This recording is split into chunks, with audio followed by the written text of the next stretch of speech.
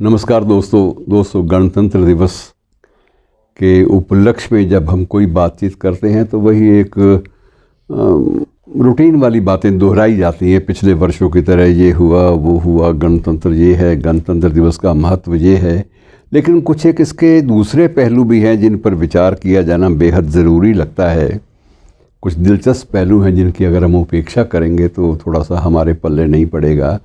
सबसे बड़ी बात मित्रों ये है कि ये एकमात्र विश्व का ऐसा संविधान है जिसकी पहली जो 2 प्रतियां हैं वो हाथ से लिखी गई थी, और वो हस्तलिखित प्रतियां विशेष एक कैलियोग्राफर थे अपने वक्त के, नाम था उनका प्रेम बिहारी नारायण रायज़ादा प्रेम बिहारी नारायण।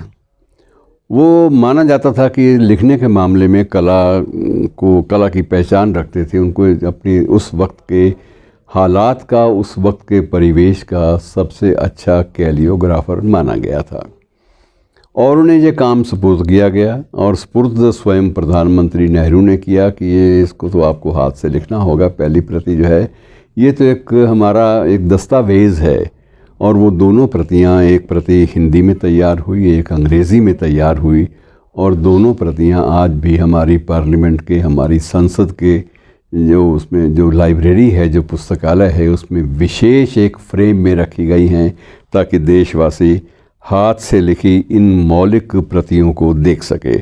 और इतना ही नहीं था, इसकी जो पृष्ठ थे हाथ से लिखे हुए, उनके साज सज्जा के लिए, फूल बनाने के लिए, कुछ कला का उसको टच देने के लिए, कला की छुअन देने के लिए 2 महान कलाकार वो भी हायर किए गए थे, वो भी उनकी सेवाएं भी ली गई थी।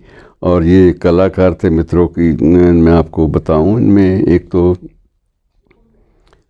हमारे समय के शांति निकेतन के सर्वाधिक चर्चित कलाकार वो नंदलाल बसु भी कहते हैं। तो अपने समय के वो सबसे बड़े चित्रकार और कलाकार माने जाते थे। तो उन्होंने इसकी सजावट जो है हस्तलिखित प्रतियों की उन्होंने की थी, और उनके साथ एक साथ में उनके राम मनोहर सिन्हा थे, उनके साथी। इन दोनों ने मिलकर उस हस्तलिखित संविधान की प्रति की साज सज्जा चारों तरफ से की थी। और मित्रों इसकी एक विशेषता है, वो विशेषता है इसकी बानगी, इसका प्रस्तुतिकरण। किसकी जो ये शायद विश्व का एकमात्र ऐसा संविधान है जो स्वयं लोगों ने तैयार किया। हमने अपने संविधान में किसी दूसरे संविधान की अनुकृति जो है उसको नहीं लिया।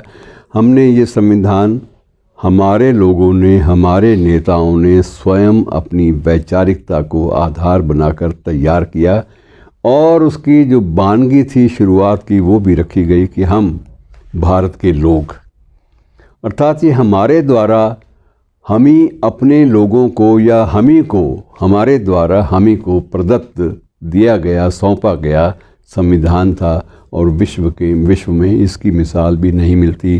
बाकायदा कमेटी तब भी बनी थी। संविधान सभा के अध्यक्ष तब हमारे देश के प्रथम राष्ट्रपति डॉक्टर राजेंद्र प्रसाद थे। वो स्वयं भी कानून के बारे में और संविधान के बारे में विशेषज्ञ माने जाते थे, और उनकी कानूनी राय जो है उस वक्त बड़ी अहमियत रखती थी कि यदि देश में हमारे कानून के मामले में अगर कोई बहुत ज़्यादा प्रखरता से कोई जानता है शख्स, अगर ऐसे 5 सर्वोच्च शख्स चुनने हों तो डॉक्टर राजेंद्र प्रसाद उनसे उससे बाहर नहीं किया जा सकता।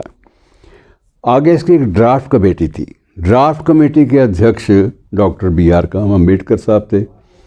अम्बेडकर ने निश्चित रूप से एक अधिकार पूर्वक ढंग से किसी भी प्राचीन परंपरा का उल्लंघन भी नहीं किया, और अच्छे ढंग से बड़े विश्व के सभी संविधानों का अध्ययन करने के बाद जो कुछ हमारे अपने देश के लिए श्रेष्ठ हो सकता था वो सारी क्लासेज इसमें ली।